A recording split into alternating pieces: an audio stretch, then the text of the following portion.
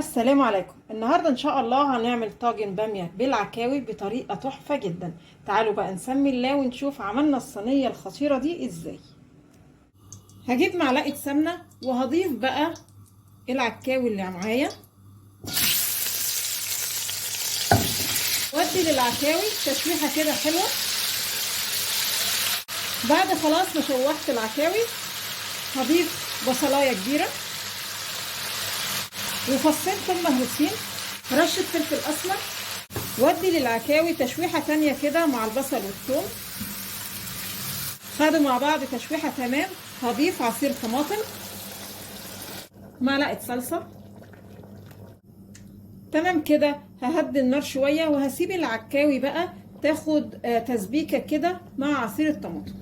بعد المكونات ما اتسبكت كده مع بعض هضيف بقى ميه.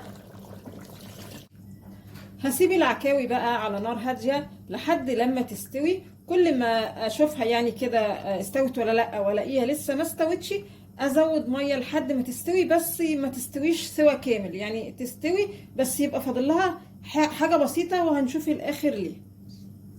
العكاوي استوت 3/4 سوا. هضيف بقى الباميه واغطي الحله كده لحد ما الباميه تستوي معايا برضو 3/4 سوا. الباميه استوت كده 3/4 سوا.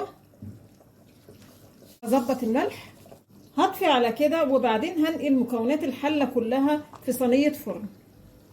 بعد ما نقلتها في صينيه الفرن هغطيها بقى بالفويل ويكملوا بقى السوا في الفرن. عشان كده قلت لكم الباميه تبقى 3/4 سوا مع العكاوي، علشان برضو يكملوا سواهم كده في الفرن. اول ما يكملوا سواهم ويستووا هطفي الفرن واشغل الشوايه للصينيه بس تاخد لون حلو. خلاص كده الباميه والعكاوي كملوا هما الاتنين سوا في الفرن. بصوا مهريه خالص وجميله جدا، مهريه بس برضو يعني ماسكه نفسها مش اتهرت في السوا.